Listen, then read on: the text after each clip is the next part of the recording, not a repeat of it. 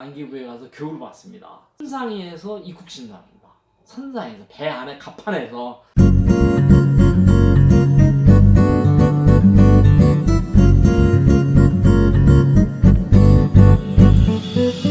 30년 전에 처음으로 중국에 왔을 때를 한번 얘기를 한번 나눠보고 싶습니다.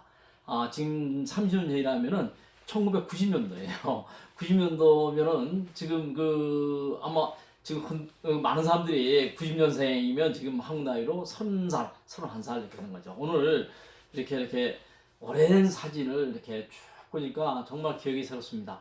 30년 전에 중국하고 한국은 수교가 되지 않았던 시절이었어요. 않았던 시절에 중국에 이제 출장으로부터 시작을 해서 지금까지 중국에 관련된 일을 해오고 있는 것 같습니다. 그래서 정말 이렇게 보면은 기억이 새롭고 또 지금 얘기하면은 그런 게 있었을까 그런 리가 없다, 중국이 그 정도는 아니었다 이렇게 될 수도 있고요. 너무나 의외했던 게 많기 때문에 오늘 이렇게 사진을 쭉 보면서 기억을 새겨보도록 하겠습니다. 특히 중국에 관심 있는 분들은 굉장히 좀 이렇게 좀 감회가 새로운 어떤 되게 될 거예요. 자, 지금의 중국은 정말 전 세계에서 그 경제 부강의 국가로 떠올랐죠. 그래서 흔히 얘기해서 이제 G2라고 그러죠. 미국을 다음으로 G2라고 그러고 전 세계에서 가장 돈이 많은 나라라고도 볼 수 있어요. 제가 처음으로 중국에 갔을 때 모습은 많이 달랐습니다. 지금과 많이 다르고 뭐 지금의 이렇게 30년을 돌이켜 보면은 천지개벽이 됐다. 그 다음에 상점벽해다 이런 얘기를 할 수가 있죠. 한국과 중국이 몇 년도에 한중 수교가 이루어졌을까요? 퀴즈. 1992년 8월 24일 날 한중 수교가 이루어졌습니다. 한중 수교였는데 저는 이제 90년대에 처음 이렇게 갔다는 얘기는 수교 전 얘기입니다. 수교 전 얘기. 그래서 오늘 얘기는 수교 전에 중국을 갔을 때 처음 받았던 인상들을 한 몇 가지 쭉 이렇게 한번 나열을 한번 해봤어요. 한국하고는 뭐죠? 적성국가라고 그랬죠. 적성국가라 해서 우리가 그때 당시에는 이제 대만, 지금의 대만이지만 옛날에는 자유중국, 중화민국이라고 그랬어요. 지금도 이제 그렇게 쓰기도 했지만, 그래서 한국은 중국을 대표하는 나라가 중화민국, 자유중국, 지금의 이제 타이완이었죠. 그것이 이제 중국하고 수교가 되면서 지금의 타이완은 단교가 된 거죠. 단교가. 그래서 정말 어찌 보면은 정치적이나 외교적으로 보면 좀 안타까운 일도 뭐 생겼던 건 사실입니다. 자기네들이 그동안 쭉 대표성을 갖고 있다가 한순간에 쫓겨나가는 이런 상황을 겪었기 때문에 중국하고 수교를 하면서 명동 중국 대사관에 마지막 대만기가 내려오죠. 좀 내려오고 대만 대사죠. 마지막 대사 그 부부가 공항을 떠나면서 눈물을 흘리는 그 광경을 보면서 정확히 28년 전 얘기죠. 그래서 저는 이제 그때 당시에 대우에 근무를 했어요. 그래서 중국에 이제 그 출장을 가게 됐습니다. 근데 그때는 어떻게 됐죠? 중국하고 한국하고 수교가 되지 않은 나라였기 때문에 이렇게 갈 수 있는 나라가 아니에요. 갈 수 있는 나라가 아니고 굉장히 무서운 나라죠. 왜냐면 우리가 어려서부터 많이 들었던 게 공산주의 국가. 가면은 뭐 하도 이 방공교육을 많이 들어가지고 중국이 언젠가는 잠재적인 세계적인 가장 공룡이 된다 이런 얘기는 계속 이렇게 있었던 얘기입니다. 그래서 저도 관심이 있었고 그러던 차에 이제 마침 그런 기회가 생겼어요. 그래서 중국에 그때 당시에 출장 가려면은 제일 첫 번째는 뭐냐면 중국으로부터 초청장을 받아야 돼요. 뭐 지금도 뭐 초청 받기도 하지만 그냥 여행 방문은 전혀 안 되는 거죠. 초청장을 받아가지고 그 다음에 우리가 중국은 그때 당시에 특정 국가였습니다. 특정 국가. 일반 국가 아니죠. 그때는 중국이라고 그러지 않을까 중공이라고 했죠. 중국 공산당에서 국가를 인정을 안 했기 때문에 한국의 법무부에서 특정 국가 여행 허가증을 받아요. 그래서 여권이 있으면은 옆면에는 바로 옆에는 그 특정 국가 여행 허가증이 붙고 그 옆에 이제 비자가 붙게 되는 거죠. 또 뭐라냐면은 지금은 이제 국정원이지만 옛날에는 그 안전기획부, 안기부라고 그랬죠. 안기부에 가서 교육을 받습니다. 교육을 받아가지고 아무나 보내주지 않았어요. 뭐 가서 도피런 데서 일 만들고 그래서 교육을 선발된 사람들 해서 굉장히 절차 복잡해서 4시간을 받았던 기억이 나요. 남산에 있는 자유총연맹에 있는 거기서 이제 안기부 사람들이 와서 교육을 하죠. 교육을 하고 또 서명서, 서약서 다 쓰고 문제가 있을 때는 또 가족이 책임다 이런 것도 다 썼어요. 그래서 교육 내용들이 지금 굉장히 또 이렇게 그 재밌는 게 일과가 끝나고는 호텔에 들어가면 호텔 밖에 나가지 말다. 1. 2.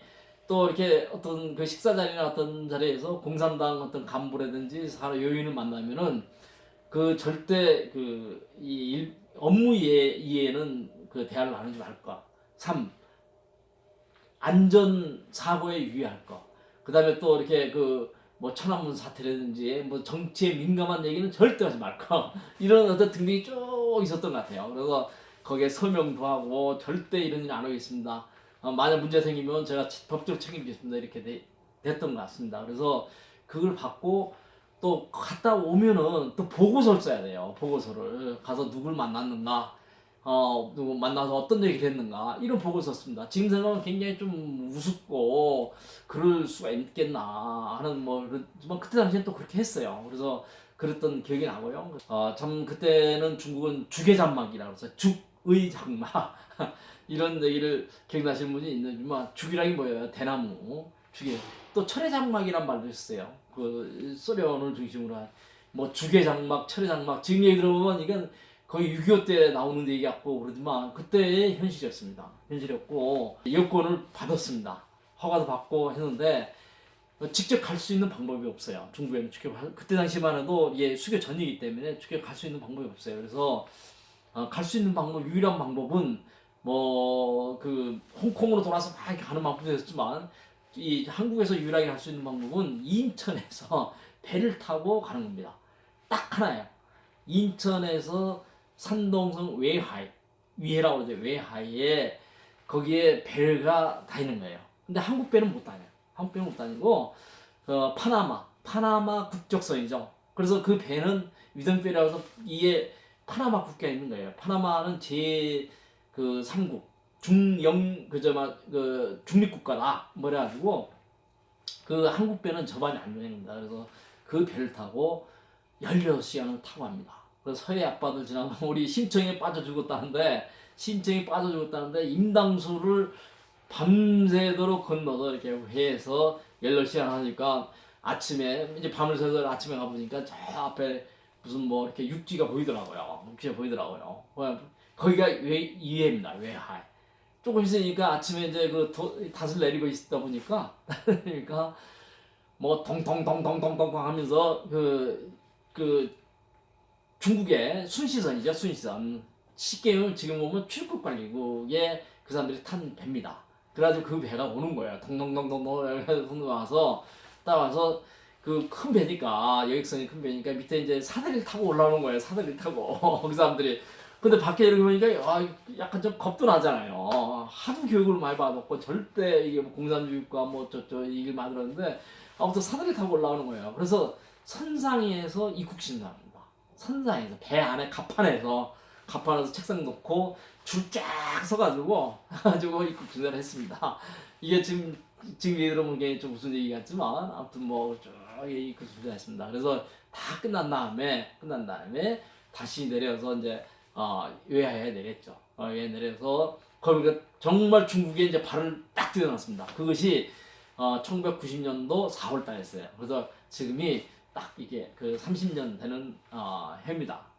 그래서 딱 내려보니까는 정말 이렇게 편한 도시 같아요. 짠한 도시 같은데 뭐 얘기를 뭐 다른 사람들이 뭐 하더라고요. 굉장히 깨끗한 도시고 뭐 영국의 뭐 엘리자베스 여왕의 뭐 별장이 있었다 뭐 이런 얘기도 있고. 그런데 배가 좀 내리니까 그 자전거하고 리어카에 찐빵 장사들이 빵을 싣고 이제 빵을 팔라고 손님들이 오니까 막 오는 거예요.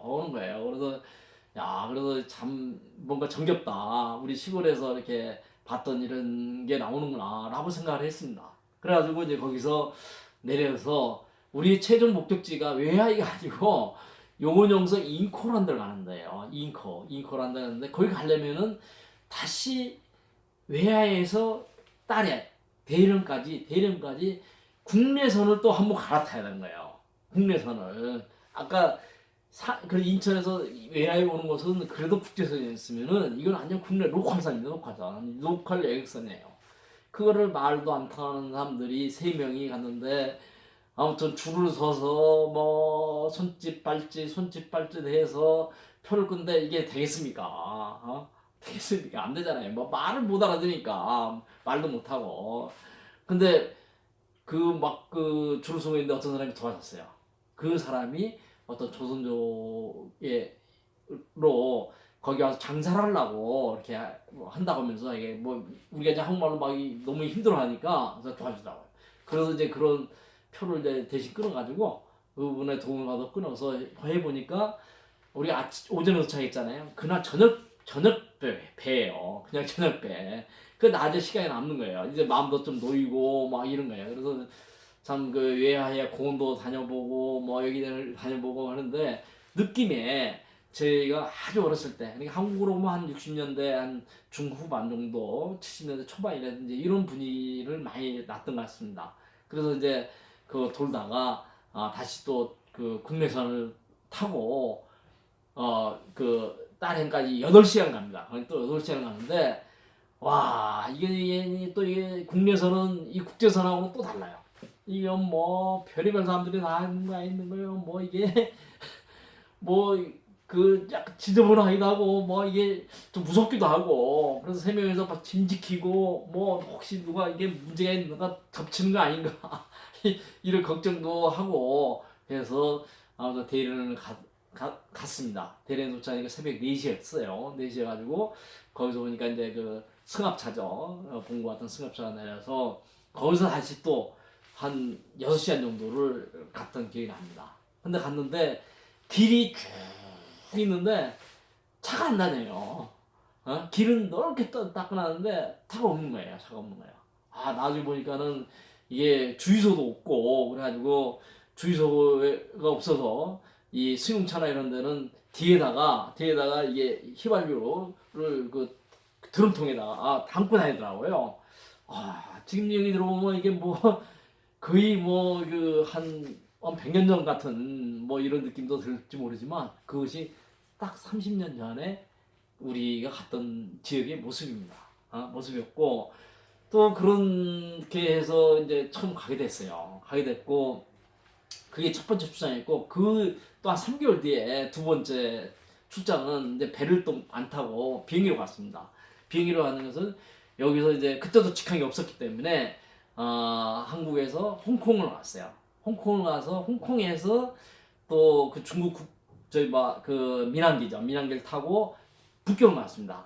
북경을 가서 베이징을 가서 베이징에서 또 도움을 받아서 뭐 말이 안 타니까 좀 이게 미치겠는 거예요. 그래도 아무튼 그 도움을 받아가지고 기차를 타고 베이징에서 심양까지 가는 거예요. 심양, 써냥까지 가는 거예요. 그러면 이제 그 사람들이 이제 그 또 그 승합차로 이렇게 픽업을 해줬거든요. 해줬는데 정말 또 이 밤 열차에 낮 열차에 하는데 무려 18시간 18시간 가도 끝이 없는 만주평야 만주벌을 지나가는 겁니다. 정말 참 길기도 하고 지루하기도 하고 우리 서울에서 부산까지 제일 많이 완행을 타도 6시간이면 가는 건데 18시간을 갔어요. 그래서 가서 그리고 이제 또 하나는 이 출장비를 받고 또 가서 이제 뭐 이렇게 뭐 돈도 가져가야 되고 해야 될 거 아니에요. 그때는 지금은 전부 다 단일 화폐로 인민폐, 런민비로 쓰고 있지만 그때 당시는 태환꽃이라고 그래서 FEC라는 게 있었어요. FEC. 외국인들만 쓰는 전용 화폐가 되는 거예요. 환율도 인민폐하고 또 다른 거예요. 그래서 이제 우리가 그걸 가져가면은 지금 이 암달러상 비슷하게 사람들이 막 들러붙는 거야. 들러붙으면서 그걸 바꿔달라는 거야. 바꾸자는 거야. 제일 1순위는 달러, 미국 달러. 달러가 없으면은 태양권이라도 바꿔달라는 거야. 그러면 자기네들이 뭐 공짜로 차를 태워주겠다, 뭐 해주겠다, 뭐런데 굉장히 겁이 나잖아요. 돈 지갑을 꺼내는 순간에 뭐 낚아챌 수도 있고 그런 경우를 하도 많이 봤는데 그렇게 그 이중적인 화폐 시스템이었습니다. 지금 보면은 굉장히 좀 우습죠. 우습죠. 우스운데 그렇게 또 화폐가 달랐다.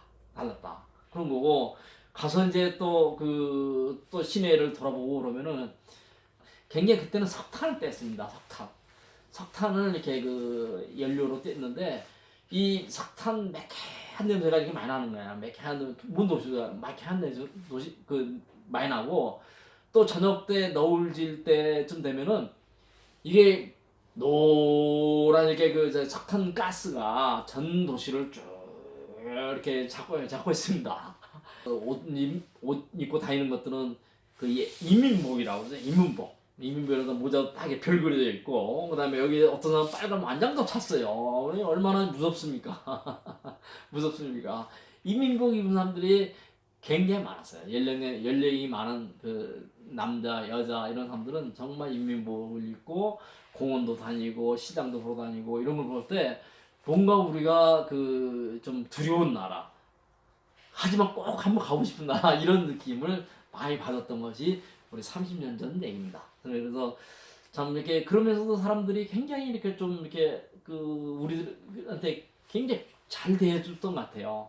특히 예국이라는 이런 것들, 또 한국에 있는 사람들은 피부도 좋다, 옷도 잘 입는다, 뭐 이래가지고 그야말로 융숭한 대접을 하는 거예요. 융숭해. 자기네 집으로 초대를 또 초대해주고, 초대하면은 이 음식이 이 접시가 2로 올라갑니다. 접시가 2층, 3층에 올라가요. 그렇게 아주 어마어마하게 접대를 하는 거예요. 도저히 상상을 못할 정도로 접대를 하는 거예요.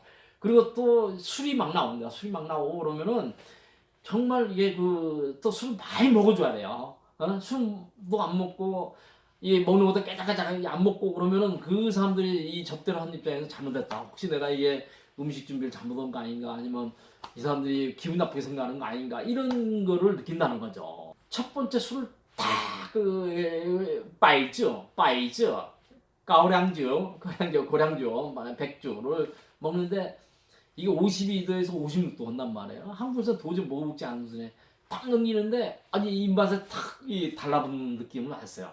저랑 같이 갔던 동료분들이나 상사분들은 뭐 술 냄새가 난다, 못 먹겠다, 입맛에 안 맞는다 그러는데 저는 너무 좋았어요. 그래서 제가 이렇게 할 수 있는 이게 중국어는 굉장히 잘 맞는구나라는 느낌을 가졌는데, 아마 지금 이 둘을 보고 있는 많은 사람들 중에서도 그런 경험을 갖고 있는 사람이 있을 거예요. 또 우리가 보면 해외에 나가서 현지 음식을 잘 먹는 사람은 그만큼 현지 문화를 잘 흡수한다고 그런 얘기를 하잖아요. 그래서 참 그렇게 좋았던 시절이 지금 30년 전 얘기입니다. 이런 또 이렇게 중국에 30년을 이렇게 또 지는 소회를 이렇게 얘기를 하면은 굉장히 또 재밌을 것 같아서 오늘은 테마를 잡았습니다. 자, 우리가 다음번에 한번 가서 우리 빠이주로 한번 꼬라기 한번 할까요? 까베!